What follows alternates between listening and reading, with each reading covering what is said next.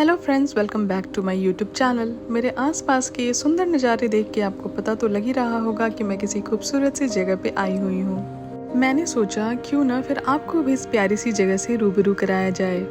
हमारे इस सफ़र की शुरुआत होती है मुरादाबाद से और इसकी मंजिल का पता आपको आगे चलेगा। यहाँ से हल्द्वानी तक तो बस आपको शहर की भीड़ भाड़ और भागती हुई जिंदगी ही दिखाई देती है, पर जैसे ही ये शहर खत्म होता है वहाँ से पहाड़ों का असली जादू शुरू होता है।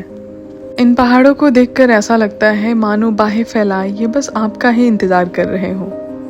इन पहाड़ों की खूबसूरती को अभी हम निहार ही रहे होते हैं कि भीमताल में यहाँ की गहरी शांत झील यहाँ की खूबसूरती को समेटे हुए दिखाई देती है। हम अपनी मंजिल पे पहुँचने ही वाले थे कि उससे पहले हमारा स्वागत इंद्रदेव ने बहुत ही जोरों शोरों से किया। यहाँ तक तो ठीक था, पर आगे हमें इस ट्रैफिक का भी सामना करना पड़ा और इसकी वजह से हमने अपनी गाड़ी को जंगल में ही पार्क किया और पैदल ही आगे को बढ़ चले।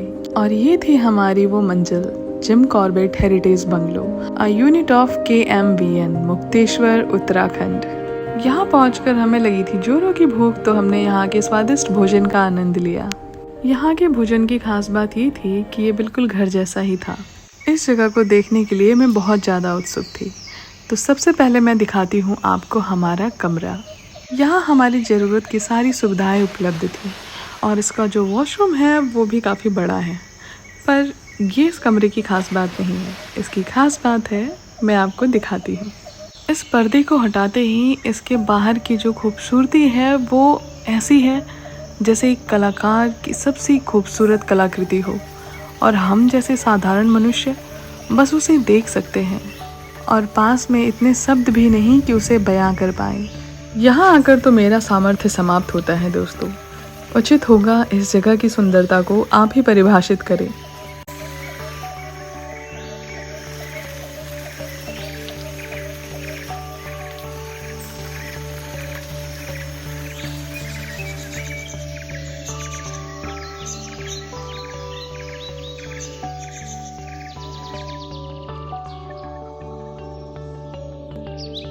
शाम पहाड़ों की हो तो चाय और मैगी तो बनती ही है। छोटी छोटी चीजें भी कितनी खुशी देती है ना कभी, जैसे ये चाय का कप और मैगी।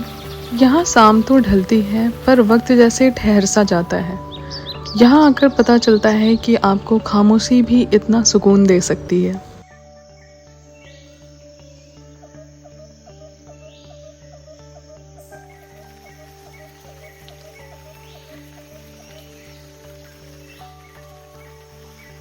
शाम की चाय का आनंद लेने के बाद अब बारी थी रात्रि के भोजन की।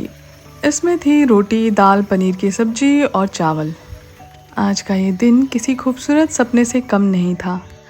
इस जगह की खूबसूरती के किस्से यहीं ख़त्म नहीं होते। मिलती हूँ मैं आपको इसके अगले पन्ने पे। तब तक के लिए लाइक, शेयर एंड सब्सक्राइब।